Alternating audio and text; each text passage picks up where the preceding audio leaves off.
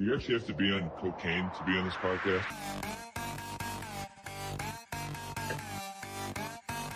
It's a great day to be a Wildcat! Cocaine.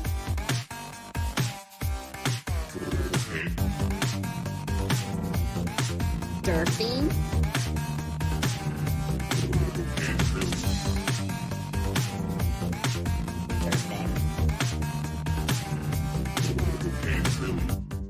What is up, everybody? You're listening to yet another edition of Cocaine Willie, the official K-State representative on the College Huddle. I am your commissioner, Bob Trollsby, and as always, I'm joined by one of my co-hosts, the good chef Andre Napier, as Fireball Matt is currently in a country that has a movie named after it. So I'll let you, if you've got guesses, go ahead and throw those in the chat. But tonight we are joined by three-time recurring guest, Braiden Turner of the Ain't No Seats pod, covering KU athletics to help us preview the 122nd edition of the Sunflower Showdown, a game that has been played continuously every year, with the exception of 1910, when KU didn't want any smoke from the Kansas Aggie team that beat Arkansas in the road in Fayetteville. Braiden, have you recovered yet from getting bonked straight to jail for your comments on Twitter about Taylor Swift earlier this season? I used to tweet like a savage back in the day. And so I'd kind of miss that because it's like kind of in between trying to like keep it professional, but trying to be a fan. But yeah, I was at Arrowhead just feeling it. The vibes were great. And so I don't know, like her milkers were just poking out in that picture and it just caught my eye and I typed it and it rolled off the thumbs and let it fire. And people were not happy about that one. I don't know. Social media, I feel like, has gotten very sensitive over the last, handful of years. Like, I feel like that was a tweet 10 years ago that people would just laugh at. But this one was like 50 people saying that I was a piece of shit pretty much. So I apologize for hurting feelings. And I'm sorry for talking about a female's breasts. Well, we still love you either way. Chef, any comments? I mean, I'm not going to disagree with what he said because I'm in that camp. The milkers were looking pristine. I mean, they were, I don't know what kind of like aloe vera she was using on them things, but I mean, they were out there and Kelsey's with her for a reason. So, shout out to the milkers. Okay, we are way off the rails at this point, but that is my fault. This beer crack is brought to you by Annie Mae's Parlor, located at 616 North 12th Street in the heart of Aggieville in Manhattan, Kansas. Annie Mae's has been in business for over 50 years at this point, and they are a must-visit destination in Aggieville on game days and school nights alike. Annie Mae's is far and away my favorite destination in Aggieville, and I always make a point to go visit my auntie every time I come back to the Little Apple. They feature a wide variety of craft cocktails, draft beers, and everything in between, along with entertainment like live music, comedy, and all sorts of other events every single week. Check out their website, www.auntiemays.com, to get a list of their upcoming events, including, well, tonight, I guess they've got Jesus Christ Taxi Driver. We've been plugging that for a couple of weeks now. On Thursday, we have Horrible Movie Night featuring a movie called Slugs. And that's all I can say about that. And then Friday, October 25th, this is packed week for Annie Mae's, by the way. Aggieville Trick or Treat. Annie Mae's Parlor always has the best candy selection, followed by the homecoming parade. So if you're going to be in Manhattan for the homecoming festivities, if you're going to be in town for the KU game this weekend, stop by your auntie. Again, that's at 616 North 12th Street in the heart of Aggieville. And be sure to tell them Cocaine Willie sent you. The show is also brought to you by Pat's Beef Jerky, located at 401 Main Street in Liebenthal, Kansas. Pat's has been serving up the finest beef jerky in the Midwest for 34 years running, and they feature mouth-watering flavors like the classic beef jerky, the teriyaki beef jerky, and my personal favorite, the savory beef pepper sticks. There are 3 places where you can get your Pat's Beef Jerky. You can pick it up in person at the Fridge Liquor Store in Manhattan or their original store in Liebenthal, Kansas at 401 Main Street. And last but not least, you can pick it up online at patsbeefjerky.com. And they have shipped to all 50 of the great United States. So if you haven't placed your order yet, what are you waiting for? And to sweeten the pot, you can get promo code CATS at checkout. That's going to get you 10% off of your next order. So go use the promo code CATS at checkout for for 10% off and visit www.patsbeefjerky.com. Braiden, we've had you on for 3 years straight now, and in that time, KU has gone from, you seemed a little disaffected maybe in the first episode when we had you on, that Thanksgiving week game back in 2022. But last year happens, you go to your first bowl game in that season, you win 9 games last season, and then you win that guaranteed rate bowl last year. This year, you've lost 5 one-score games in the first 6. You've got Kelly Leipold deleting tweets about wishing she was somewhere where people cared. And you've got fans looking forward to basketball season again. Although He didn't tweet it. Someone got on her account, just like the Milkers tweet. Someone hacked my page. I don't know who it was. Probably Grant. It was probably Grant KSU or Grant Postmortem. But the Jayhawks take care of business last week against a bad Houston team with a final score 42-14 at a home game at Arrowhead Stadium in Missouri. And they face a 6-1 K-State football team this Saturday in Manhattan for the Wildcats homecoming game. All of that is to tee this up. But what are the vibes in Lawrence right now? And how pleased are folks with Leipold after this fairly lackluster start? And what's the path forward for this team, given that they returned a lot of very experienced talent? This was this was a team that was preseason ranked top 25. There was a lot of expectation on this KU Jayhawk team. So I'll just tee it up with that and let you cook. Yeah. I couldn't have been more excited before the season started. And I think a lot of fans can say the same thing. I mean, you had Travis Goff and Brian Haney walking around telling people it's the most anticipated season in KU football history.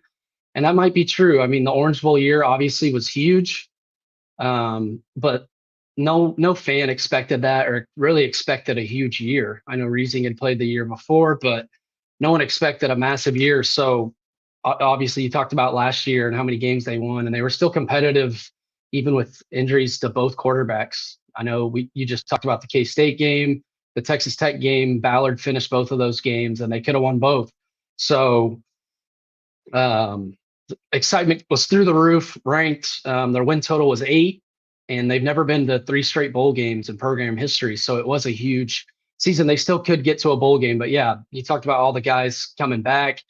I was kind of surprised Devin came back. He could have went to the league. K-State people had told me that JD was transferring to USC. He came back, so we were excited about that. He didn't start the year off very hot. He looked better last week. I don't really know what to expect from him going forward. But like you said, they have a ton of seniors. I think they lose 30 seniors after this season. Like you lose Kobe, Mello, that's both starting corners, both starting safeties, Marvin Grant, OJ Burrows, Jeremy Robinson, their best pass rusher, Cornell Wheeler, their best linebacker. JD will probably leave.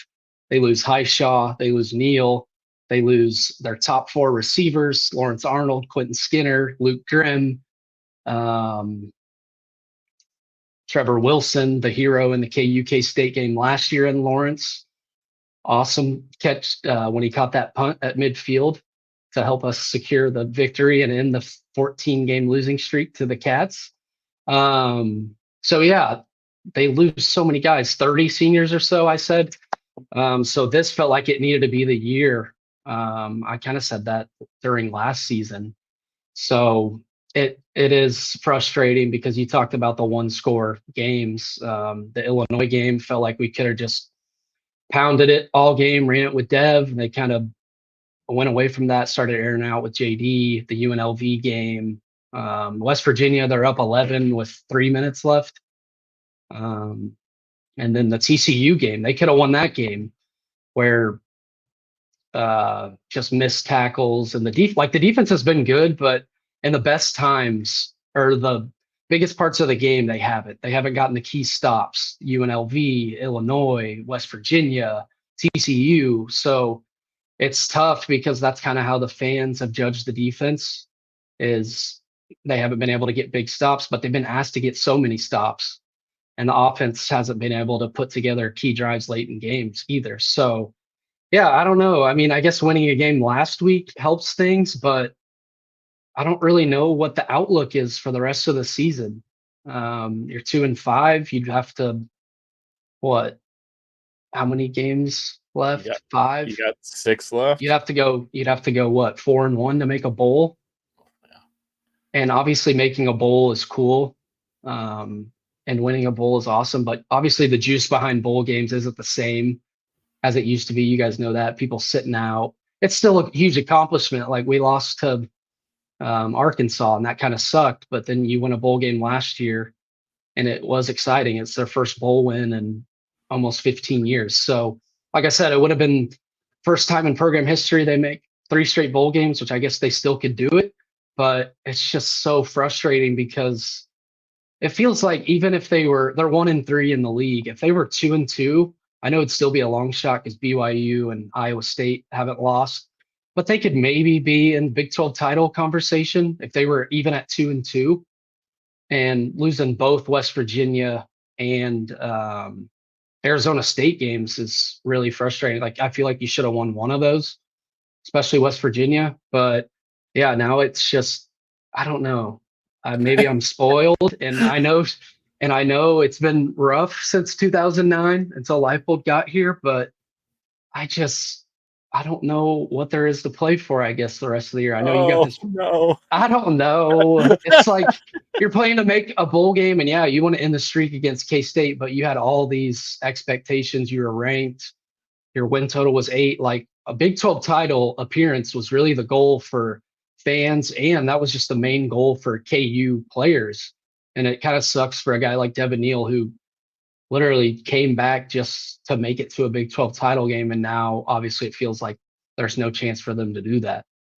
Yeah, let's talk about the offense. You talk about Devin Neal, you talk about Jalen Daniels. Those are integral parts that you're going to be missing at the end of the season. And you brought up bowl games, and I think when you lose 30 people on offense and defense, you need those bowl games to get those players that are behind them extra reps. But on the offensive side of the ball, this season it's been weird because there's some statistical categories where you guys are absolutely punishing people in the red zone. You're running the ball very, very well. Obviously, we knew that coming into this season, but losing Andy Kotelnicki, I mean, that has to play a part in what is happening with this offense and maybe the lack of success that you guys are having, because Jeff Grimes, I mean, at the beginning of the season, when the skid was really the deepest, nastiest, dirtiest part of the skid, Jeff Grimes was really catching a lot of flack.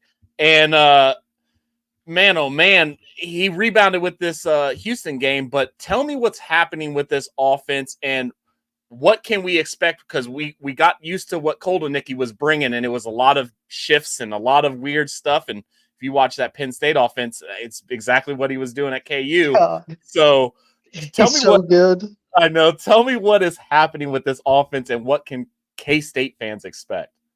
Dude, KU fans took Andy Kotelnicki for granted. He's literally one of the best OCs in the country. And like you said, all the wrinkles and all the motion, pre-snap stuff, like it's so fun to watch.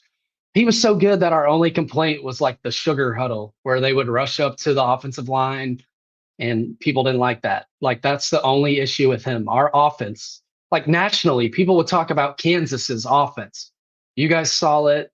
You guys heard people talk about it. Like they were so electric and gave him a chance to win every week. Like I miss him so much. But yeah, Jeff Grimes, obviously the Illinois game, and the offense really has gotten out to hot starts in a ton of games. And then, so it feels maybe like a script thing where they come out and they have scripted plays and the offense puts drives together, because the second half, the offense hasn't looked very good at all. And when the offense really needs to be good and put together drives and get points, they've literally done nothing. Like the Illinois game, they had a chance. The UNLV game, they got the ball back with a chance. I guess they wouldn't scored against Arizona State, but even the West Virginia game where you're up 11 with a couple minutes left, they score and KU had a chance to put the game away. They ran the ball to the same side 3 straight times. The short side of the field, it was 3rd and 4. And they gave it to Devin Neal and short, and West Virginia gets the ball back and they go and score. So yeah, Jeff Grimes, it's been infuriating. Like I feel like a good OC, you adjust throughout the game. You know what's working. And like the Illinois game, Devin Neal was averaging 8 yards a carry, and he ended up having less carries than Caden Fagan, the starting running back for Illinois. Devin Neal somehow only got 14 touches, but Jalen Daniels threw it like 34 times or something. So you would think an OC would adjust and see that you're killing him on the ground. JD looked rusty. He was overthrowing guys. But I don't know. He can't adjust. So it's been infuriating. And it feels like that's one of the major reasons KU is 2-5. And you can't really just fire your OC mid-season. So it's been, like I said, I've been so angry at that guy. Because like you said, the Andy Kotelnicki had all the wrinkles and the pre-snap motion Grimes. It's just so boring. Like it's not exciting to watch. I don't have fun watching the offense. Last week was a little different, but you said it. Houston hasn't been a very good team all season. They're well coached, but obviously Dykes is going to have, or Fritz, sorry, Jesus. He's working with a brand new program. A lot of guys have left. Like they had zero expectations this season. He's a hell of a coach. But obviously a ton of work to do there. So JD looked better last week. I guess we'll see going forward. I'm obviously a little nervous this weekend because K-State has been ridiculous against the run. So JD's going to have to make some plays with his arm. And I mean, you might go back to the West Virginia game last week for K-State where Garrett Green, he was definitely getting his. If you've got a mobile quarterback, that's one of the archetypes of quarterbacks we haven't necessarily seen. But to that point, Jalen Daniels, he's got 10 touchdowns, 8 interceptions on the season so far, 1,300 yards through the air and 189 on the ground. He's currently 114th in interceptions thrown out of FBS, out of 134 FBS teams. And he is the third leading rusher. Why he makes the big bucks. Yeah, he's third leading rusher on the team with 189 yards, like I mentioned. Going back to last season, though, I might be curious to get your thoughts on this too. I know there was a conversation piece among a lot of K-Staters who tried to argue that Jason Bean was better than Jalen Daniels. And coming into this season, I think a lot of K-Staters were curious to see, like, okay, if we're going to get a healthy season of Jalen Daniels, how much better is he, or is he actually better than Jason Bean? But also how much of that goes back to the offensive coordinator situation too. So we were told that a healthy Jalen Daniels would mean that KU had that legitimate case for the Big 12 title game or contending for a playoff spot. But through the, week 8 so far, he had pretty rough interception to touchdown ratio going into last week. Definitely helped separate himself stat wise last week with the game in Houston where didn't throw a single interception. And do you feel like maybe, I guess, just let me reset the table for the question. What do you think has been the deal with Jalen Daniels this year? And how come his level of success compared to this year is different from years past? Or do you feel like he's maybe turned a corner since he's only thrown 1 pick in the last 3 games? Yeah, so I think it's 5 touchdown passes, 0 picks the last 2 games, which is obviously great. I mean, part of it has to do with the OC, right? Like every quarterback under Kotelnicki was put in spots to succeed. We talked about Cole Ballard, who's obviously the backup to JD right now. He came in Texas Tech game. They had a great chance to win that game. When Bean went down, JD had already been hurt. And then K-State game, I mean, Leipold said that Bean easily could have played. It was his senior day, last home game in Lawrence, obviously, but they felt fine and comfortable with the game plan and how they could manage the offense with Cole Ballard. And you guys obviously watched that game. You guys ended up winning. I don't know who was the better team. I guess that's up for you guys to decide that night who the better team was. I think maybe you could make a case for both, but KU was still in a spot to win that game. With Cole Ballard at quarterback. So it just felt like Andy Kotelnicki put every single quarterback that played under him in spots to succeed, whether it was Bean, JD, Cole Ballard.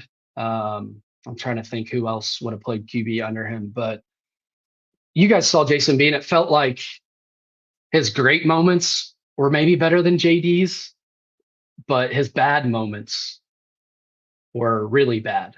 Like in Stillwater, for example, I think he threw for 250 or so and 3 or 4 touchdowns in the first half. We had the lead, and then second half, literally think he threw for 50 yards. And then last year, OU, I remember tweeting that he was literally the least clutch athlete I've ever seen in my life because he could never complete passes in big situations or on big third or fourth downs. And then literally later in that game, 4th and 7, he completes a pass to Lawrence Arnold and they beat OU at home. Probably the last time they play OU in forever. Hadn't beat them since God knows when. But I don't know. I mean, I guess you can make the case for Bean. I know he almost made the Colts roster. It just felt like JD was always the safer quarterback. Bean would take the chances, take the risks, like you saw in the UNLV game and the bowl game. I think Bean threw for 500 yards and 6 touchdowns, but he had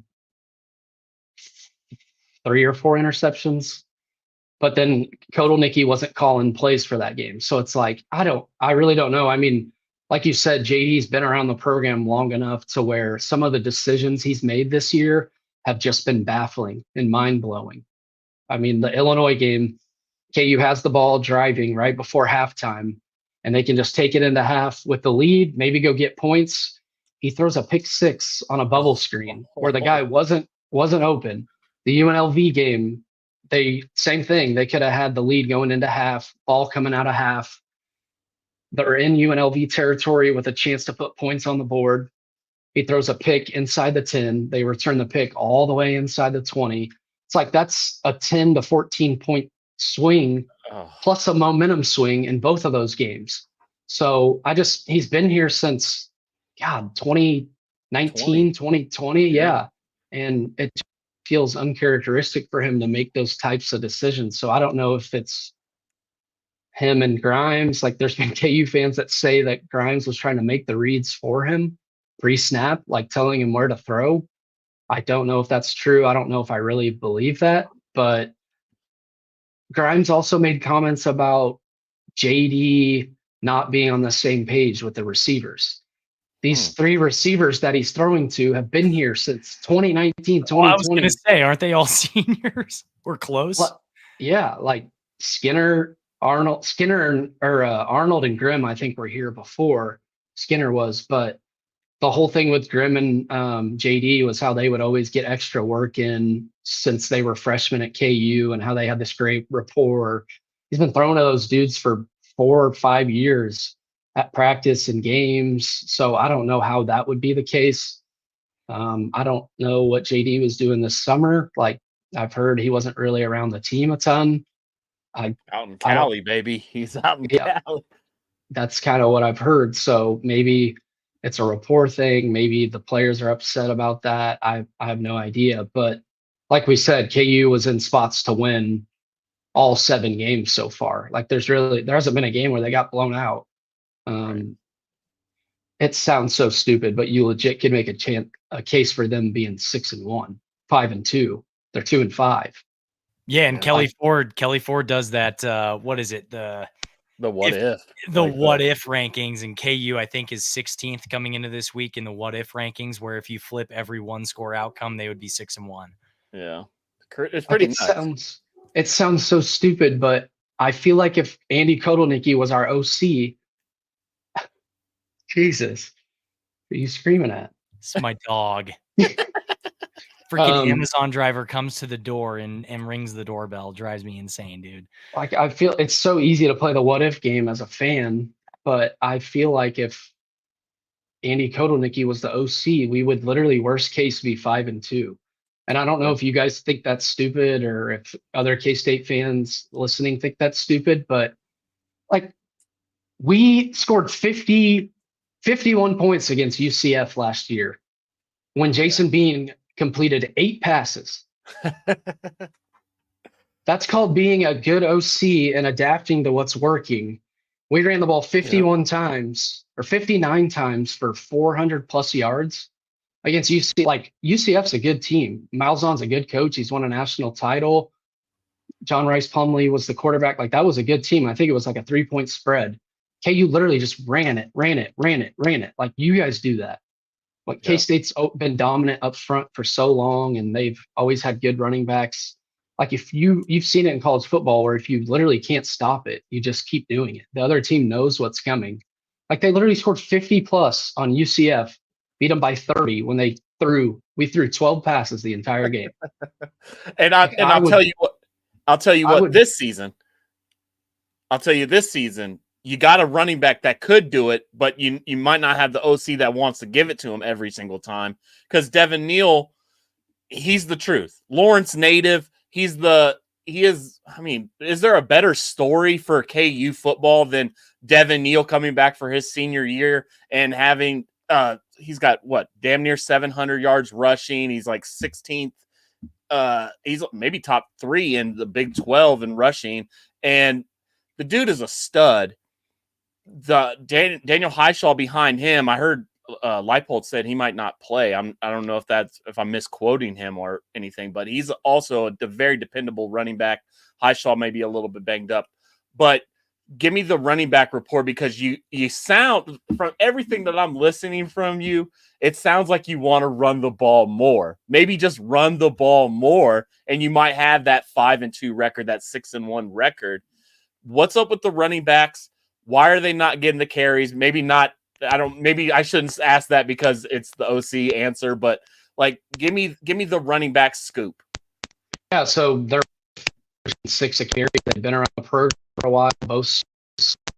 And like we said, they easily went pro, and we know for running back in the NFL, they don't long. So it's pretty risky. Your mic's messed up, brother. Good. Do you guys now? It's kind of No, like it's clipping like, in and out. Kind of sounds like it's like you're pitter pat. What about now? Oh, you're good now, brother. I think it's better, yeah. Okay, yeah, changed to a different mic. Let me know if it happens again. But yeah, Neal, I mean, shelf life for running backs isn't very long, period. Like NFL, and you saw it, running backs don't go early in the draft. They don't really get paid as much anymore. People aren't as willing to pay them. So it was pretty risky for him to come back. But obviously he did, because he's from Lawrence. He had records to break, and he literally said, I just want to win. I know they've won previously, but they wanted to do more. They wanted to make the Big 12 title game. So yeah, the story is incredible, and he could have transferred after Les Miles was fired, and he obviously could have went to a different college out of high school. But yeah, he stayed home. Like I said, the Illinois game, JD was averaging 4 yards of completion. He couldn't complete a pass down the field. He ended up throwing it 30 plus times when Devin was getting 8 a carry. He had, I think, 14 carries for well over 100.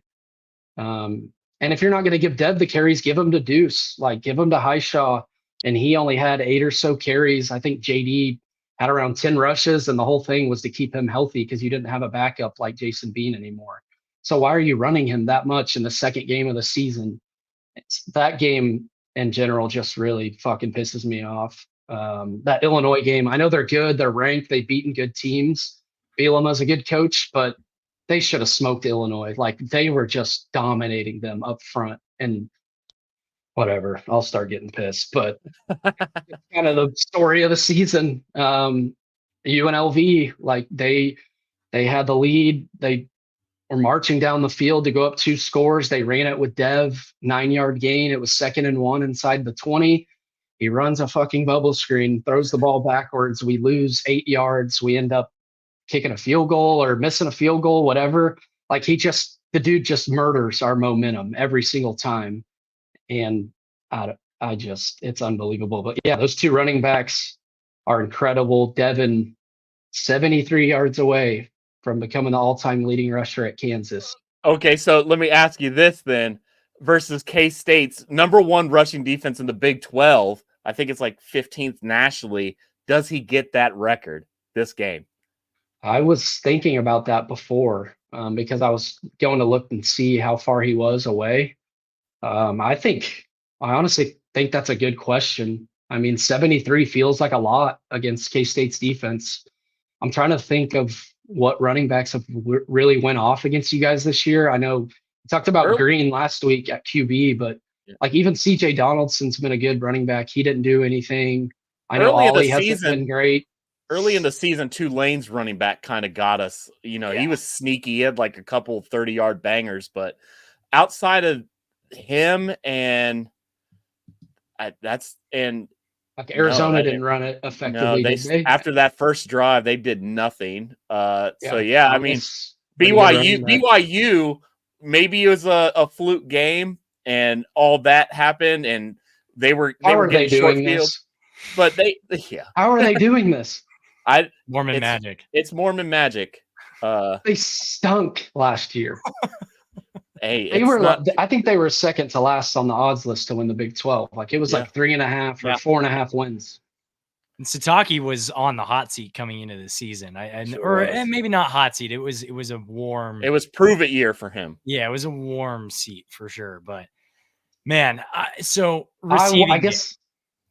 Sorry, but I want to say Devin will get it this weekend because I could see him busting a couple runs. But if you're K-State, why wouldn't you stack the box, bring pressure, and make JD beat you with his arm? I mean, he's never done it against K-State.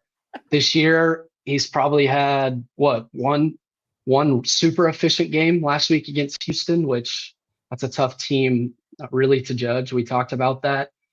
And I know K-State's secondary has been kind of the weak spot of their defense, but I would make JD beat you with his arm. I mean, he is decent on his legs, but yeah, Ollie. Yeah, Jordan brings up a good point here. Ollie Gordon was, I think he was on pace to, I think he had like 150 yards or something. Banana numbers. He had like 40 yards rushing on the first drive. Yeah, and I think he had 70 or 75 rushing yards going into the half, and then he just was non-existent the rest of the game. So it's possible to get rushing yards, but how much of that is Oklahoma State's mismanagement of the game versus Clanderman's ability to make adjustments on defense? Who knows?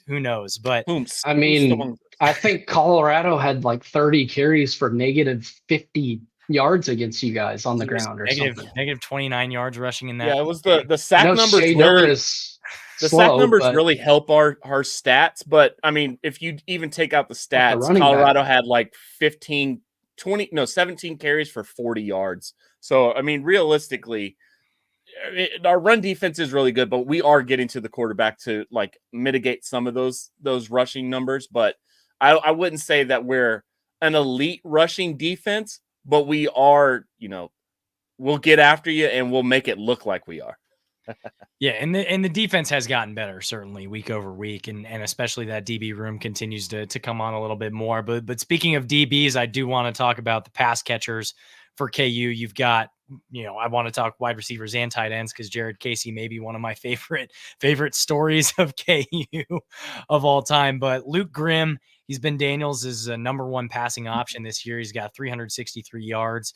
Lawrence Arnold, Quentin Skinner are both right behind him, right at 294 yards apiece for both of them. And then Jared Casey, the Texas Longhorn Slayer himself, is fifth on the team in receiving yards. But despite that, KU's only surpassed 200 passing yards twice this season. And they did so in their last two games. So it came against Arizona State and it came against Houston. Didn't surpass 200 even against Lindenwood in that first game of the season. Arizona State and Houston, they are 37th and 38th in overall defensive efficiency against the dropback, whereas K-State's 19th in the country right now. So I'm curious, given that the K-State defense has had some peaks and valleys with the passing defense, but our overall very solid unit, if K-State makes KU one-dimensional by eliminating that rushing attack from potentially Highshaw if he's not hurt, but also from Devin Neal, how confident are you in the passing game to hold their own against the K-State defense? Yeah, like I said, they're going to have to. Mike, you're clipping again. Your mic's. I fucking love it. Okay, we good now? Yeah, sir. Good. This podcast is going to sound great for the audio listeners. What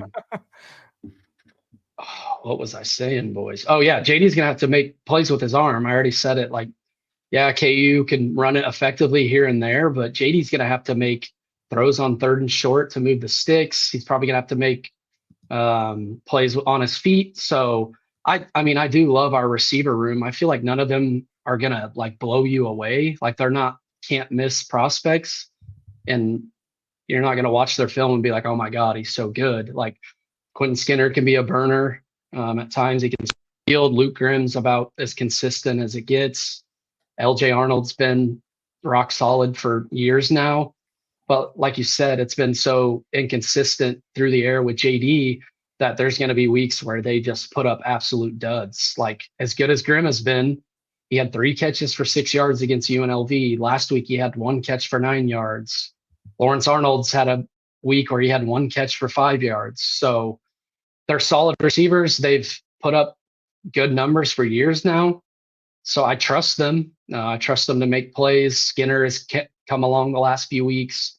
Started the year off very slow, fumbled multiple times the first few weeks. So yeah, I feel good, but I hope we don't get to a spot where we're down multiple scores and we really have to make plays through the air, because I don't really know if I trust it. Maybe the play, I don't know if anything's changed from a play calling standpoint the last few weeks to where they've looked better through the air. But like you said, Houston and Arizona State aren't really up to the caliber of K-State's defense. So I am nervous because I feel like KU, I mean, if they're going to have success, it's going to be on the ground. So maybe they'll have to pull out a couple fluky plays offensively, trick plays, pull out all the stops to end the old 15-game losing streak. And it really would make up for last year's heartbreak in Lawrence by beating K-State and Manhattan. Like, it would just make it so much better. But I don't know, Manhattan at night, I think we talked about this last time you guys played at home, but I feel like it's a different animal. Like, I would almost rather play you guys at 11 a.m., no question, than play. I just feel like Manhattan's different at night. It's always good, but that stadium, I feel like, is really electric in night games. You get all day to get wasted and do cocaine with the Cocaine Willie boys. Yeah, Coke boys, let's go. Coke boys, stand up. If you're out there, throw a thumbs up on this video, man. Coke it up, let's go. But let's switch over to the defense. Am I wrong on that, though? Do you guys agree, or is No, Bill Snyder Family Stadium always? I feel like it's always rocking, but you get a little bit more juice with the night games. It does suck though, because I feel like I don't know how to describe it. Like, the second half crowds at night could be really sketchy, especially like if it's some type of way people want to get in and out of that place. I think the last home game we had at night was a Friday game versus Arizona, and I feel like that was really amped up. But when's the last true night game that we had at the Bill? Was it? I mean, our home opener wasn't. I'm trying to remember. I don't even want to say it was the KU game. Yeah, because Okie State was during the day. Yeah. Who else have you guys played at home? Arizona, but that was at night, and then but that was that Friday game, and then our home opener wasn't at night, was it? Have the last couple of games against KU been at night? There was one where you guys.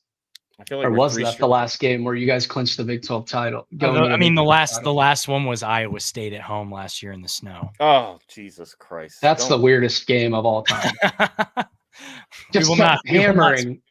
I kept hammering the live bet under, and it's 80-yard run after 8. I'm like, how is? I'm just the most square better that I saw snow, and I thought it was going to be like 2 yards every rush, and people are just. That one dude's controller died for K-State or on defense. he pushed them forward. I mean, scored another touchdown while we were. Yeah, I don't want to talk about that. Wherever your Annie Kotelnicki face is when the Iowa State game just got brought up. That's what happened to me. I was like, oh my God, my heart. What the fuck? That game might have some massive stakes this year. K-State, Iowa State, and Ames. And we got to handle KU this week, damn it. You're not going to get my eye off the ball. Yeah. No, we are laser focused on the Jayhawks this week. Chef, hit us with your defensive question. Well, I mean, really, what am I seeing from the KU defense? Because my favorite position group out, I mean, I want to give it to the DBs, but for me, it's the linebackers. The linebackers for KU are really, really fun. Wheeler, you mentioned him earlier. He's an absolute stud. What's the other one? Brown? Is it JB Brown? Yeah. JB Brown. he pops off the screen. Those guys are really flying around doing their thing, but they're just one part of this defense. Throughout the season, where has it been? Because you've given up late. You mentioned the West Virginia one. That's insane. And we mentioned the offense and how they're putting them in these spots, but what is the defense doing? And why are they not as successful as they should be with all these seniors, all this potential? And now you're 2-5 on the season. And a lot of it can be attributed to the defense. Yeah, it's like you said, the late game stops have been really weird to me. Because all game long they get the stops, even if it's third, fourth and short, whatever. They'll get the stops, and it does suck because the offense has had their chances to put the game away. So it really puts the pressure on the defense, and they're out on the field all the time. So not getting the stops at the biggest point just makes our fans look at the defense differently. Like even Arizona State, they scored 21 points in the fourth quarter. They should have won that game. They ran it 45 times. Scattaboo is, I don't understand it. He's 5'1", 365 pounds, and he's just a bowling ball. It's ridiculous. Crazy. That's my boy. Fuck, I love Scattaboo. He is nuts. He's a monster. Like, so yeah, that, and then the TCU game, they had a lead, couldn't stop them late. West Virginia, they literally scored 2 straight touchdowns. It was like 2 1-minute touchdown drives. UNLV went down and scored. Illinois went down and scored. So yeah, like 5 of the 7 games this has happened. The only games, Houston and Lindenwood, really. Lindenwood's no better than Olathe South. Like that game doesn't even really count as a win. So yeah, going into the Houston game, I pretty much acted like we didn't even have a win this year. But yeah, the defense has been fine, I feel like. Definitely nervous about K-State on the ground. DJ Giddens, especially coming off kind of a tough week for him. Like DJ is so good. No one talks about him, and you guys know he's like the most quiet, humble, laid back guy, just goes about his business, and he produces every week. Just went nuts against who was it? Colorado. Yeah. Yep. But that's pretty much every week. So him coming off a bad week, which doesn't happen very often. And it's crazy. It's crazy you call it a bad week, but he had like over 110 yards, all-purpose yards, and 2 touchdowns, which is crazy. That, I mean, that's not your fault that you're saying that, because rushing, statistically going into like the fourth quarter, he had like 39 yards. But like he does it in every aspect. But I get what your point is, and it hurts me Westfall's because pretty good against the run, I think. Yeah. No, they are good against the run, and what your defense does. It's been seems like it's good against the run, but it also gives up games with the run, and they've also given it up in the passing game too. So where's the synchronicity? Where's the complete game going to come? Is it this week? God, I hope so. I'd do anything. I'd do anything to beat you guys at this point. I'm so desperate. Would you shove a beefy 5-layer burrito up your ass? Whoa. That was pretty funny. I saved that picture as my screensaver on my phone. I was just kidding. No, I was literally the other day was talking. Remember the Peyton Bender game in Manhattan, like 5 years ago? I was talking about that the other day. How we should have just won that game, so the streak wouldn't be talked about. That was the Delton run game. That was you guys were mixing in quarterbacks. Who was the other one? Skylar was there. No, I thought you guys were playing 2 quarterbacks, but maybe I'm wrong. But Delton took over, but that was the game where the KU defender like threw a flag at the ref. Jeez. Wasn't that the same game? It sounds right. It was the David Beatty era. You could say anything that they did, and I'd be like, "Yep, that absolutely happened." But yeah, like even the UNLV game, and that's a really good program, really good coach, good OC, but their offense did nothing. Ricky White, I know you guys know him and have watched him. I won't be right on this stat line, but I'm pretty sure he had like 2 catches for 7 yards. Like if you tell me that before the game, I'd say there's no, like KU was a 10-point favorite. There's no way, but Sluka, their running back or their quarterback, who supposedly didn't get paid enough, left the program. He ran for like 150 yards and was the whole reason they beat us. Like their offense did nothing. So that's like just another example of how the offense could have just put the game away for KU, but they can't capitalize. So yeah, like the TCU game, Josh Hoover, good quarterback, but they were in the game. They completed a pass to midfield. Mello Dotson missed just wide, it was just open field tackle. The dude runs 50 yards, touchdown. So it's just like mental lapses, and they happen in the worst times. I don't know if you guys watched the UNLV game at all, but Oh yeah, I think it was the same night as the Arizona game, right? You guys played Arizona? we played them on a Friday, so I think we were free Yeah. that week to just watch whatever. We watched But KU yeah, fumble that ball around that could have won them the because game. we played on the same night, I'm pretty sure, because all the sporting games were Yeah. Thursday or Friday. So because I remember being at the book betting on the K-State game. So yeah, I talked about JD's pick before halftime there against UNLV. I don't know if you guys remember this, but they literally took it all the way to the 20, and UNLV ran the first play, went down.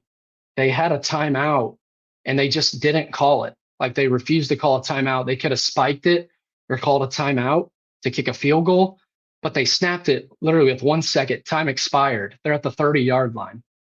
Like the half is over. They fucking just lob it. And Kobe took like a terrible angle, catches it, walks into the end zone. Like it was the flukiest play, and UNLV absolutely fucked up and didn't even realize it. But the time expired, and they should have came away with 0 points. Had timeouts, could have spiked it. They just threw the ball up, and they score like shit like that. That's what the defense has done late in games or before half. JD's throwing pick sixes, 14-point swings. Like I don't understand it. It's really annoying. I guess just I in don't know how we're general, 2-5. Are they the best? Like I'm not saying we're elite, but this team is not it's not a 2-5 team. yeah. I think they could be, if they were 3-4, I think I would be upset. Ooh, Like that's like they should absolutely have a winning record. And the non-con games aren't like crazy important anymore because it's really about Big 12 play to make the conference title game and maybe make the playoff. So the Illinois and UNLV games aren't like the end of the world, but to lose the Arizona State and West Virginia games is insane. Like KU is like minus 5,000 with 3 minutes left against West Virginia. oh god. But so And okay. we would have been 1-0 in Big 12 play. And Yeah. we talked about before the podcast about you guys playing in Morgantown last week. Like it's just always a weird travel and weird game. And I never feel confident in any sport. Like basketball, KU always has a tough time there. It's just a weird travel. And so I went into the season thinking that was probably our second or third toughest Big 12 game besides you guys and maybe Iowa State. So you win that game, you're 1-0 in Big 12 play, and you knock off one of the toughest games on your schedule. And maybe you have momentum going forward and you start rattling off some wins, and it gives you some confidence to win close, tight games. But that's just, that game is literally exactly how this entire season has gone. So hold on, let me ask you this then. I mean, we'll just get off the rails here. Why not? Let's just do this. You mentioned that you're 2-5. It's been a disappointment. What are you gonna? The season's not over either, and it's not getting any easier for KU. What is this season going to be at the end of the year? How are you going to judge this year? Are you gonna? Is it an asterisk year? Is basically what I'm asking. I guess, I mean, God, it What do you feels do? like, What does it do for Lance Leipold? Because this is his best team ever. I mean, there's so many ways you could take that. Like, the season's not over. You still got K-State. I think you got BYU. You got Iowa State. You still got Colorado. a lot of tough games left to go. So where does this season put? I mean, that was basically the big picture at the beginning, but like I want you to look into the future and tell me what you're seeing at the end of the season. Are you giving this an asterisk? Yeah, I mean, I've had some pretty awful thoughts go through my head throughout the year. Like it's been bad. This season has literally brought me into depression, and I haven't like I've told myself I'm done getting excited about any team I cheer for. Like, yeah, the Chiefs, I know they're going to be there end of the year, but the excitement I had for this KU football season can't match like anything ever. And that sounds crazy because KU basketball is always so good. Chiefs, yeah, with Mahomes, but I've gotten spoiled there. Royals in 2015, but I tell people like I don't want anything more than this probably sounds I'm not even stating this right, but I've never wanted one of my teams to have success more than I want it with KU football because what the last 15 years have been, I know you guys know, and your fans know that there's a lot of KU fans out there that only cheer for one specific program. That really bugs me and upsets me sometimes. So like I want that stability, and every year that you have expectations and that you go into every week like literally life or death. If you're gonna like winning and losing is life or death. And I like K-State, this rivalry in the last 15 years has really bothered me. Losing 15 straight years, like it triggers me. I really get pissed off at some people on Twitter. I try not to look. After we lost last year, I didn't get on the app for multiple days. Like I want to beat K-State so bad. And like there's been obviously Snyder had one of the biggest turnarounds, the greatest turnarounds I've ever seen. So I want Lance Leipold really to do the same thing. And I thought KU was on some sort of the same trajectory. I know it had only been a small sample size, and your guys' fans really made fun of that, how we kind of tried to compare it to Snyder. But I've had questions, and I feel like anyone else would. Like they went from no wins to back-to-back bowl games, and now you lose the OC that everyone was talking about, and our fans really downplayed losing him. And now you start 1-5. It's just inept at the end of games, and it makes you question Leipold. Like, how could it not? You go from back-to-back bowl games. Last year, we're talking about winning 10 games if the QBs stay healthy. To now you're 1-5 with 2-5. Sorry, Lindenwood, with wins against Lindenwood and Houston. Maybe they'll probably they got to be the worst team in the league, right? Yeah, I mean it's looking. That's where I got them.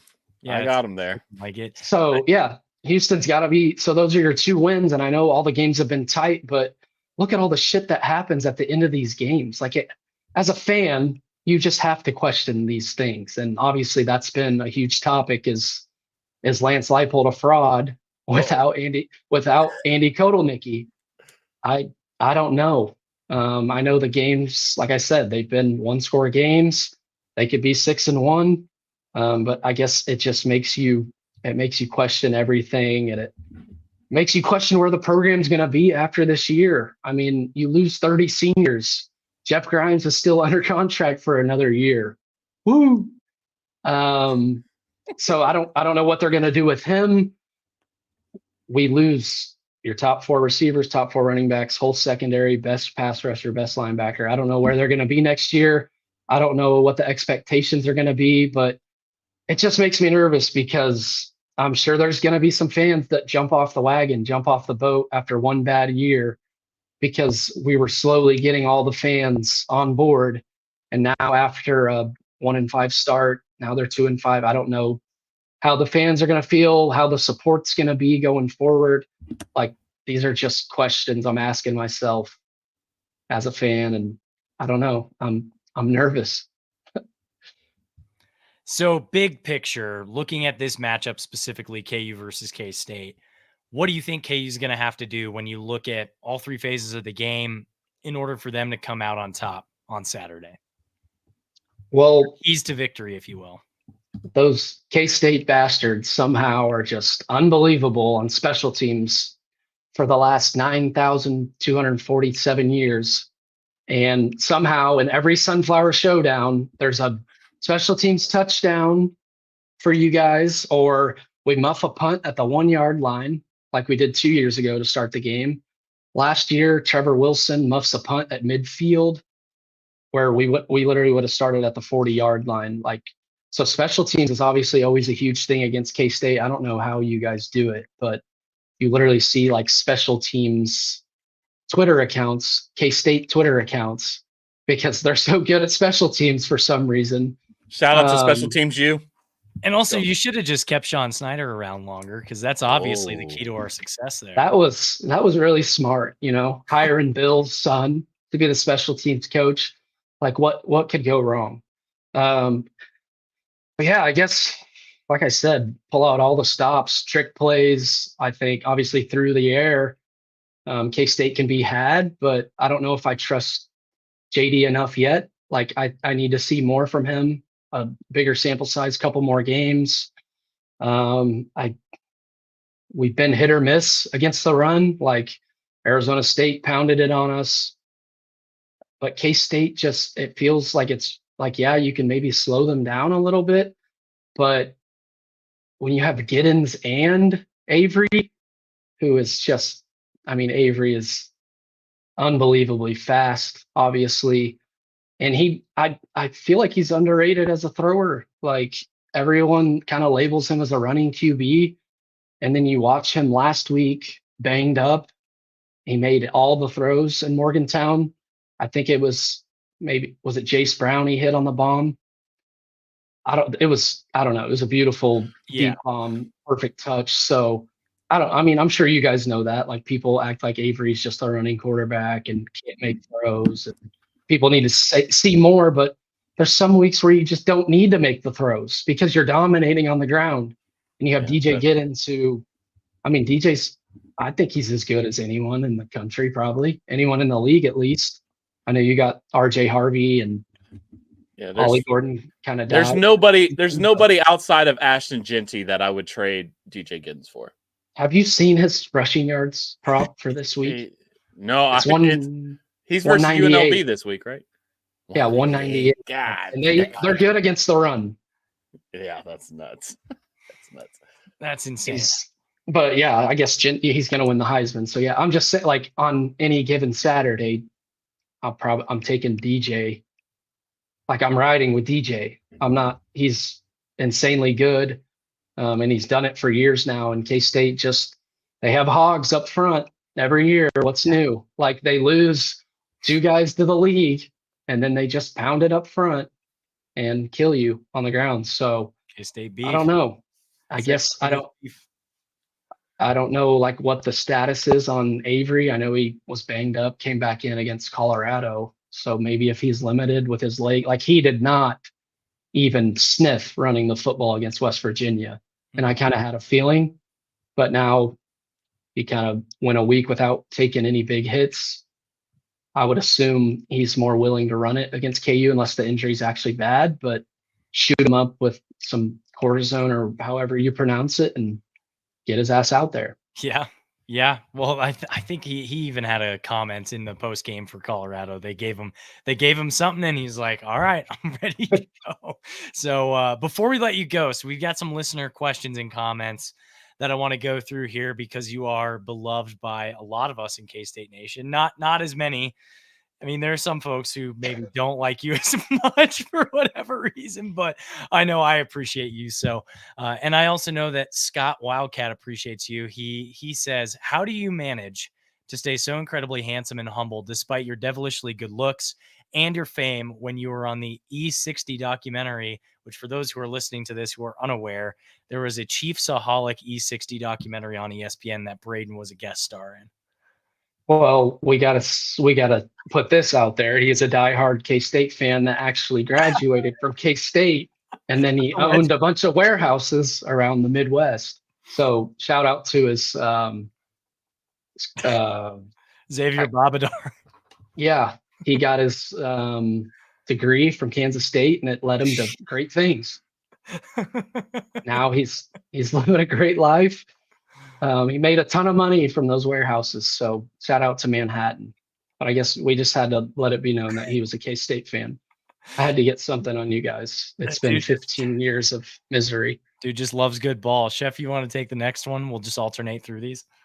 But yeah, well, before that, I guess with Scott, he's brothers with my guy Alan McFarland. He's best friends with the guy I do the podcast with, Ryan. So Alan is an incredible guy. I've met Scott multiple times at tailgates. He always has Bosco Boys merch or koozies, and obviously K-State fans are huge fans of that podcast as well. So I don't know if they're competition for you guys, and I'm plugging them on the pod like an idiot, but yeah, I appreciate him and I appreciate that. And I know he's a diehard fan like you guys.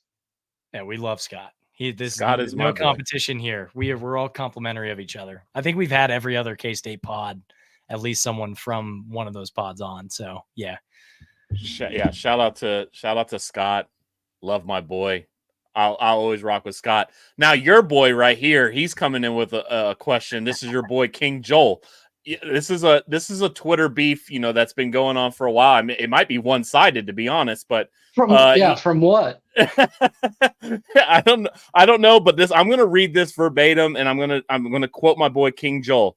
Hey Pookie, hope you're doing well as KU's football season give me the real attendance from last week's game, not some BS made up by that neek and poop Travis.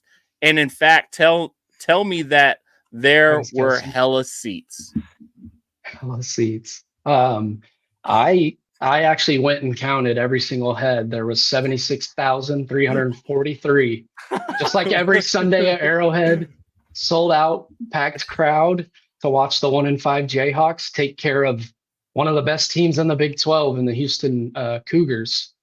So I was pretty impressed by the turnout. People were there at 6 a.m. lined up, go through the parking gates. So shout out to all 76,000 KU fans that were there last weekend to watch us get our second win of the year against Powerhouse Houston.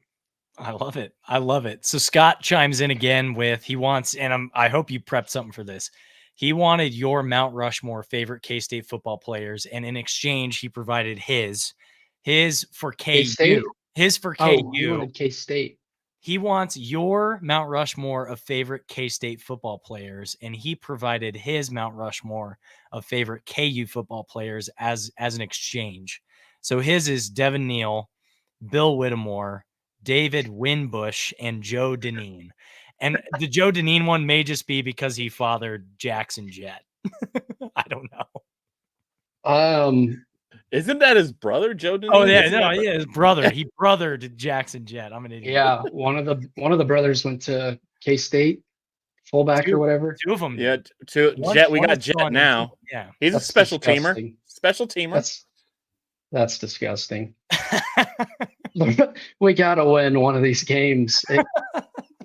You would think it would help in recruiting somehow, but God, K-State football players. I have to start with Mike Bishop. That's just a name I've heard so many times. And that's really probably one of the first few K-State players I remember.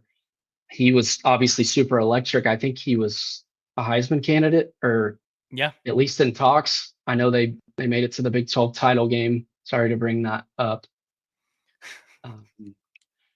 That's tough. Texas A&M. I liked Aaron Lockett a lot. Ooh, okay.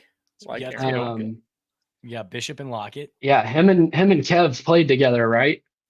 No, or were they there at different times? Kevin and Aaron. They were. I think they're off by 1 year. They were off by 1 year. I think. Yeah. Okay. God, I'm trying to think of. I feel like just the big. If I had time to think about it and go through the rosters, I feel like just the big names are coming through my head. Obviously, D. Sproles. I grew up in Olathe. I fucking love him, but he's one of the best players in K-State history. I feel like it's too chalk of me to take the best guys. I mean, Terrence Newman was a stud. God, who am I missing, boys? Well, that's four. I mean, that's four. That's a Mount Rushmore. That's a hell of a Mount Rushmore. Those are just the four that came to my head. I hated Skyler because we couldn't beat him. I liked L. Roberson. Okay. L. Roberson, pretty solid. He was swaggy, man. Who were your guys? Like, if you had to just rattle off some of your favorite K-State football players ever, who would you say? Like, even if it's not in order. Okay, well, I would go. My goat is Michael. I would put Darren Sproles up there. I mean, you're really right up there. Terrence Newman, and Like Deuce is very recent, but that has to be a lot of K-State fans' favorites because it's fun. It's funny that you say that because it's funny you say that because people are, they're putting DJ ahead of him now. They're putting DJ Giddens ahead of Deuce Vaughn, which, I mean, there's an argument to be made, but the Mount Rushmore really, I mean, if you wanted to go like my aesthetic, I'm an aesthetic guy, so I put Cornelius Lucas up there. I would put Arthur Brown's one of my guys. I'd put Nigel Malone up there. Who's another guy that we could put up there? This is guys talking ball. Now this is a throwback to Cocaine Willie right here. Yeah, there's a lot of just good looking K-State players. I just love them. Ben Sinnott, because he might have been the first one to bring the elbow brace to, because that got real popular, like tight ends wearing the elbow brace. Ben Sinnott, and then who's another swaggy? I mean, David Rat Garrett was phenomenal. He's from Cleveland, Ohio. Shout out to Cleveland. Shout out to the Slab. I mean, Lockett and like Tyler probably is he's the most best Lockett. Favorite Lockett. Like he's still in the league. He was unbelievable at K-State. He was there my freshman year through my senior year, so we overlapped in time there too. So he lived in the same dorm hall that I did at K-State, so I've got a lot of affinity for Lockett too. But this could be an entire episode just doing like Mount Rushmore. Let me get Tilly's question in. Yeah, do that one real quick. Okay, Tilly, this is an interesting one. He wants to hear who you would attribute the Royals player to Jalen Daniels and Avery Johnson. I don't know if that's all on this current roster. I wonder if he's talking about this current Royals roster. Yes, let's talk 2024 Royals roster. Okay, who would you say is on the Royals roster that is Jalen Daniels and who's Avery Johnson? I don't even know how to answer this. I think he put Avery Johnson as Bobby Witt, and who did he put for Jalen Daniels? He was saying like I could hear an argument for like a Michael Garcia. For JD. Yeah, I guess like a guy that we had hype for and didn't live up to it at all. I guess. Sorry, that was mean, but like my thought process. Like, I mean, JD, like as bad as he's been, I think as down as K-State fans have been on him even before this. Like, I feel like K-State fans thought we hyped him up so much, which is probably true to an extent, but even before the season, like you look at Heisman odds list, I'm not saying he was going to win it, but he was a guy that you saw on the first page or at 25-30 to 1. So obviously the hype and expectations were super high. So I guess, like a guy like Michael, everyone was hyping him up in the off season. And obviously didn't really live up to that. I guess it could be him, maybe MJ, but so I was going to say MJ Melinda. But like, I feel like MJ probably had a higher or bigger sample size than Michael. Like Michael, I think only one full season in the bigs before this year. Yeah. So I don't know. I guess with Avery, I don't know. Like, who would you guys say for Avery? We think Avery's the truth, so I'm gonna say Bobby Witt. I mean, I would go Bobby Witt too, but it's hard for Jalen because I feel like my impression this season of Jalen was more like a Brady Singer. But that's based off of like 2-3 games ago, Jalen, not like today. Like, because like Brady was solid, but like his win-loss record was shit. Or we could go Vinny. We could go Vinny Pask because he's a 200 hitter, but he hits bombs every once in a while and he's always fucking hurt. So we're saying like this season, like their performance is who we're comparing them to what the Royals just did. Yeah. I mean, I don't know. Like, I don't know if you could say Avery's Bobby right now. Oh. I think eventually, right? Yeah. Like, can we say Avery's performed at a Bobby Witt Jr. type level this year? This is what I would say, because obviously the national awards is different. You know, Bobby Witt was probably up for MVP and all this noise. But in terms of Big 12 quarterbacks, Upside? Avery Johnson might be first team quarterback outside of Shador. I mean, Shador, the numbers are going to Who else is there? spell it out. But if Rocco's tough. I'm just trying to think of the name. I mean, the dude for BYU's been good. Bowman has sucked ass. JD's sucked ass. Who else? Sorsby's been okay for Cincy. Sorsby's been solid. Yeah. Jake Hoover has great numbers, but TCU is dog shit. Yeah. I mean, fuck, I guess I'm not saying Avery's been bad at all. Like he's he's a stud, and I think it's kind of scary because it's not going to get worse. Like he's just going to continue to grow, and he just has to stick around for a couple more years, which is depressing. But I don't know. I guess Bobby Witt Jr. led the league in hits and batting average, and probably be runner-up for MVP. So I feel it would have to be like a Heisman and the Heisman combo, which maybe is Avery. Like obviously he's not going to be like a finalist, but dude, no. But also, let's say Salvi then. In the MLB, they do league MVP, so you're only going off of 15 teams there instead of all 30.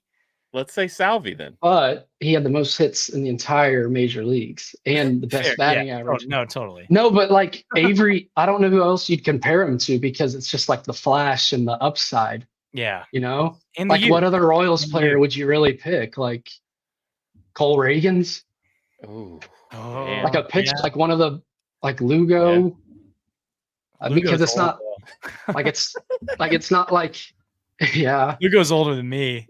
Because it's not like Avery hasn't lived up to expectations. Like he's been. I mean, has he been better than you guys expected this year?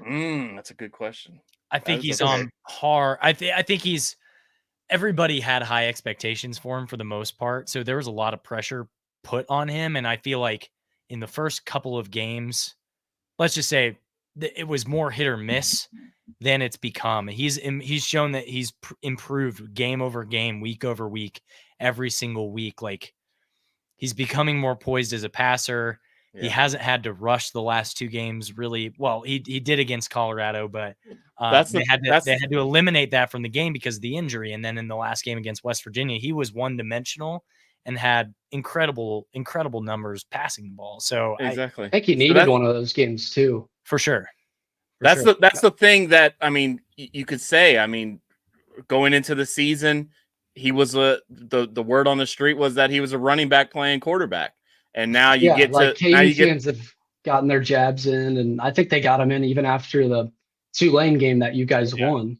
I think. I mean, you guys see it with Mahomes so far this year. Everyone's talked about his stats, and Tom Brady was talking about it Sunday. Like it literally, who gives a fuck? You've won 3 rings. If you just win, if you win a game 7-3, who cares? Yeah. Like Brady did that plenty of time, especially in playoff games. He'd throw for 150 yards, move the chains, manage the game. Who cares about? You guys think Mahomes cares about the numbers he puts up anymore? No, not anymore. No, he just wants rings. He wants to beat Brady. Last question comes from K-State KJ. Who is your favorite K-State fan? So it's 2-part question. Who's your favorite K-State fan? And bonus, who do you hate more, MJ Melendez or Les Miles?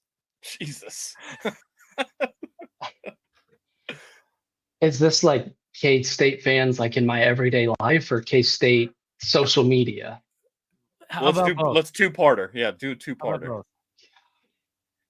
How many okay, and also a third parter to this. How many K-State shirts have you donned in your life?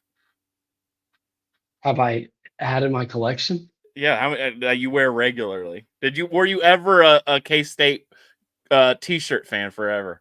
At any point, I should say. I've worn my fair share of K-State shirts growing up. I don't know if I've said this on the pod, but so, I mean, not to get all into my family tree, but my my parents never like got married or were together. So my dad, KU fan growing up, or is a KU fan. So he raised me to be a KU fan, but my mom's side, I can't even like describe or explain how big K-State fans they are. Like they've Really? yeah, and I mean, me and my mom are as close as it gets. So I lived with my mom growing up. Like, she had me at all times. So I went to I was at the I was at the Ohio State K-State Fiesta Bowl. Ooh. I was at you guys played Tennessee in a bowl game that I was Cotton at. Bowl 2000. Cotton Bowl. Yeah. I was at the Houston Bowl against Ray Rice. Oh God, Rutgers. Oh no. Great guy. Josh He's a Freeman. great guy, Yeah. by the way, Ray Wasn't Rice. that Greg Schiano's like first season at Rutgers too? Yeah. Well, they had another NFL running back. I forget his name. You guys remember what I'm talking about? They had two running backs that they mixed. Oh, and he was in and out. God. He was a white boy, I'm gonna I believe. freak. I'm gonna freak because I know. God, I've been to other ones, It's but the yeah, guy that does. It's the Leonard guy. He hurdles people. He played Yep. fullback in the league. Leonard, last name Leonard. I don't. yeah, What is his that's first right. name? Brian. Ryan Leonard. Yeah, always hurdling dudes. Okay, now I But yeah, can just go to bed night. Like that game, like that's what I was talking about bowl games earlier. Like, how do you? I don't know.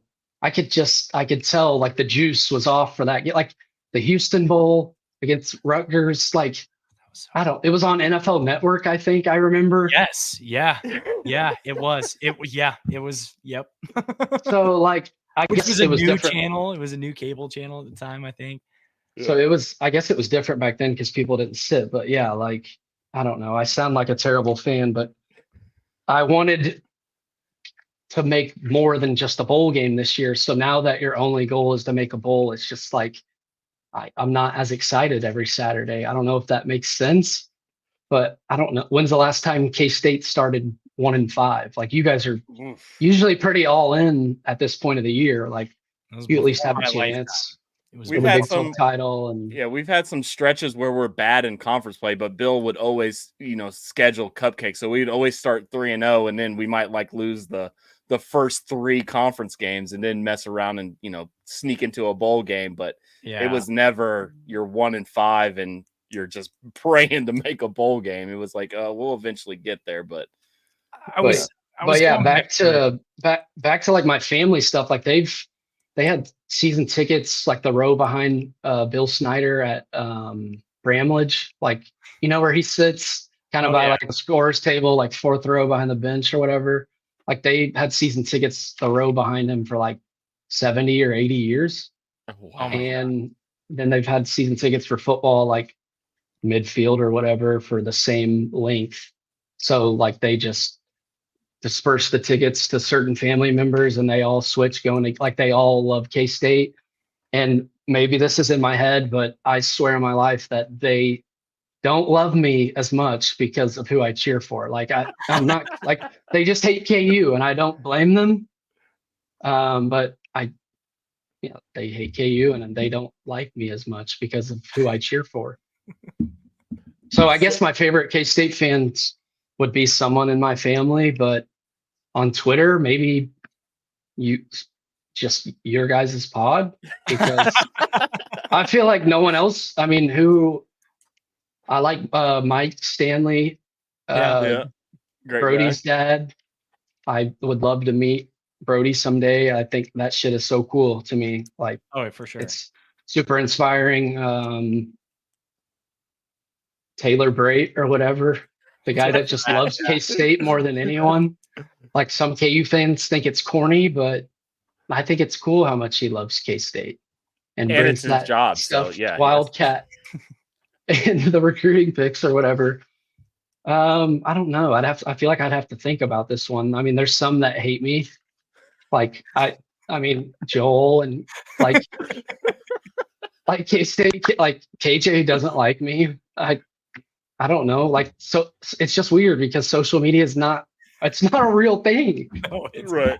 Like I would, if I hated K-State fans' tweets, I wouldn't be like, yeah, that guy is just a worthless piece of shit. Like that's not who he is in real life. Like Grant hates me because he says I play this Twitter bro is what he says. He's a Twitter bro role on social media. Like he's just, how do you do a podcast with him? Like I hate this guy because of what he types on his phone on social media. Like that's not, I've never hated someone based off social media. Like maybe I don't like their posts, but I don't know. It's just a weird concept to me, I guess. I don't know if you guys agree. I'm sure there's some people's posts that you don't like, but oh yeah. it doesn't determine who they are like as a person. I'm not saying I'm the greatest person in the world, but I feel like I'd get along with most people. I don't know. Well, and I think I'll just be honest with you. I think the good that you've done in the communities outweighs a lot of what most of those people who clown on you probably have done. Like the shit that you've done with James Draws, and you do a lot of good shit. So I want K-State fans to know that you're a good person and not just you know Twitter guy B Turner 23 tweeting about Taylor Swift. Like I did. Hey, Andre agreed. They were poking out. Full circle, baby. This pod is full circle. I couldn't help it. We have officially Not my fault she dressed like that. And they were poking oh, out. damn. And That with is, just kidding. that, hit us with your Dude. final score prediction, and we will get out of here. 49-7 Hawks. Ooh, I'll go. Hold on. Let me. Do you guys know like the spread and the total? K-State, It's 10, at 10 and 10. a half. I've seen it went up. It opened at 11, then it went down to 10 official line, and then it went to 10 and a half, and it's at 10 right now. I don't know if you guys pay attention to gambling much, but I watch like Action Network. I don't know if you know like Stuckey on there. He's like one of my favorite college football. He put in KU plus 10 today, like officially on his profile or whatever, and it gave me something. Like I felt something inside of me. Not saying we're gonna win, but it just made me feel like maybe it'll be a game. I'm not saying he's gonna be right, but total's 55.5. I'll go 35-17 K-State. 35-17. I just don't know how, like, I don't know how we win the game. Like, obviously, anything can happen. We've seen throughout our lives, but I feel we'd have to catch a lot of breaks. Maybe you guys can mess up on special teams for the first time in program history, and we cannot. Maybe we force some turnovers, but I mean, I would assume DJ probably gets a hefty load. Pause on Saturday. I can see what 25, 30 touches. I don't see why not. I mean, I think Scatabo had around that. Arizona State only threw for like 150 and ran it 45 times. So I would feed DJ until you can stop it. Yeah, I think DJ, now that Avery, we'll see what Avery's legs do. When Avery is running, he's usually touching the ball around 17 times a game. Now that he hasn't, I mean, we set the line at 22.5 last week, and he was just under that. And then, you know, Dylan Edwards also being a factor in this. I think he might have a little more juice to this game. Being at home, he might be involved a little bit more. My score, I got it closer than you. I got it 33-20. Kansas. K-State close. But yeah, I'm not nervous about this game, but I think there's going to be some competitive spirit in this game, especially first half. We don't ever really pull away from anybody in the first half. So there's going to be a lot of fight, and you know, KU is going to be popping off at the jowls when they might have a 3-point lead going in the half. Who knows? I've got it 37-21 Cats. That's going off of Stats Awards prediction from collegefootballinsiders.com. But I do agree with Chef. I think coming out of West Virginia, coming out of a few games that we've had recently, it doesn't seem like the Cats are juiced up going into the first half, and then they make some adjustments, they turn it around, and then they just steamroll in the second half. That didn't happen in the Colorado game, but it did happen in the West Virginia game. And that was only a 7-point game going into halftime. Yeah, so I think KU these home games are a little different. I feel like that first half we're always kind of just like sleepwalking through it, and in the second half, we put the foot to ass, belt to ass, and I'm hoping we do the same thing to them Jayhawks this week. My God, we're gonna. Has your guys' receiver room been pretty good? I know Jace. Yeah, and then Jace what happened with Cephas? I thought he was supposed to be. Cephas is an interesting case study on what fifth-year seniors realistically want. Because I'm really thinking about this. Like guys that aren't like absolute studs and they're into their fifth year and they're transferring, they're probably not that good. And it just depends on what they want. Do you want to win? Then you're probably going to be the fifth string wide receiver at K-State catching maybe a ball a game. And you just got to live with it. So you sit there and take it. So from here on out, if you're a fifth-year receiver and you're transferring, I don't trust you. That's going to be my hot take. And I feel like he probably should have expected it. I mean, K-State's going to be run heavy with Avery and Giddens and how good they usually are up front. So I don't know why he was expecting. Except your role. Targets. Except your role. Yeah. And then I wanted to ask you guys, like, what's your guys' like ceiling and outlook for the rest of the season? And I guess like Big 12 title prediction, like how I know you guys have lost one conference game, but what's like your confidence level to make that game? I would say right now my confidence level to make the game is like 70%. Okay, I was going a little lower than that. I was going 66.67% chance to make it. If BYU has all the magic in the world and it keeps going, they're going to be in it. So it's really that one spot, and it's just up to. We don't play Texas Tech. They fucking suck. Who cares about them? But then it's Iowa State, and we got to go on the road for that one. So it's going to be spicy, but we've got some games that we've got to work through. So I'm on the plus side of making it. But if we do make it and we got to play BYU, we're putting belt to ass. I swear to God, we'll beat them by 40. And the good news too is if Texas Tech is even in the conversation, they either have to beat Colorado or Colorado also has to beat Texas Tech. Like they still have to play each other at some point. And Colorado is very much in the conversation right now. And but you guys we already beat Colorado, but if Tech beats Colorado, like we'll have Colorado's got to go to Arrowhead, baby. You better you better recognize. What I'm getting at here is I think the next tiebreaker down is highest ranked mutual opponent, and I think it depends on like if us and Tech. If us and Tech both have Colorado's highest ranked mutual opponent and they beat them, like, I don't know, there's going to be a lot of weird tiebreaker shit that's happening. Like I'm telling Big you 12 all doesn't know now, how to handle tiebreakers. Man, BYU in the tiebreaker rules because it's going to be weird. BYU's remaining schedule is not very hard. No, but they are. Have you seen that spread this weekend? Yeah, they're dogs. They're road dogs. Yeah, that's UCF's figured it out. They put fat ass KJ on the bench, and they're ready to. Dude, yeah, ready RJ to run now. He's a monster. And then like one more question is, I don't know like how you determine this so early, but do you guys know like what kind of caliber of team or like who the Big 12 representative in the playoff would maybe play against in the playoff? Well, would it be like a beatable team or would it be a fucking powerhouse? Well, the conference champion they'll get the bye. So if the conference champion is undefeated, BYU, let's say for instance, they'll be the 4 seed because they won't be over like a Miami or Clemson, and they won't be over SEC or Big 10 champion.